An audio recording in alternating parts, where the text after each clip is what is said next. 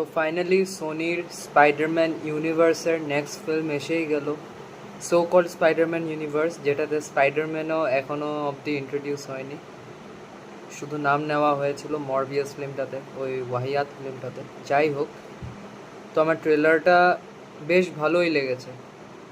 হ্যাঁ, কোনো x factor নিশ্চয়ই ছিল না ট্রেলারে, কিন্তু যতটুকু দেখিয়েছে ভালো লেগেছে।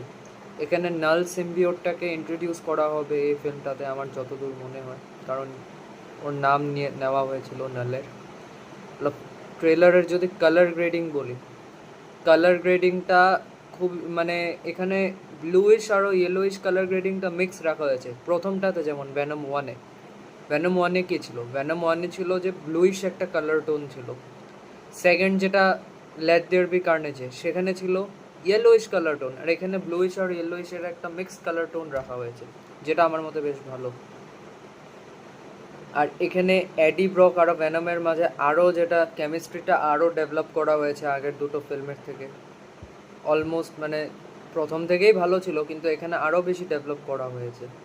তো ফিল্মটি রিলিজ করছে 25শে অক্টোবর। আমি ওয়েট করে আছি ফিল্মটির জন্য। বলবো না যে খুব এক্সাইটেড, কারণ ভেনম লেট দেয়ার বি কার্নেজটা আমার এত একটা ভালো লাগেনি। হ্যাঁ, ডিসঅ্যাপয়েন্ট করেনি আমাকে, কিন্তু হ্যাঁ, আর একটু ভালো হতে পারতো ফিল্মটা। তো আমি থার্ড ফিল্মটার জন্য তাকিয়ে বসে আছি, দেখা যাক কেমন হয়। এখানে তো শর্টসগুলো খুব ভালোই লেগেছে, মানে ট্রেলারে যেটা দেখানো হয়েছে, ভ্যানম দ্য লাস্ট ডান্সের, ফিল্মের title Venom the last dance actually. তো ফিল্মের যদি টম হার্ডির অ্যাক্টিং অলওয়েজ গ্রেট, তা সেটা নিয়ে কোনো প্রশ্ন নেই। আর এখানে মেন আমার যেটা শটটা মানে যেটা আমার খুব ভালো লেগেছে, মানে একটা অ্যাড্রিনালিন ব্রাশ দিয়েছে, সেটা হলো ওই হর্সটাকে যখন পজেস করে নেয় ভ্যানমে, মানে সে শটটা খুবই দারুণ হয়েছে, আমার ভালো লেগেছে শটটা।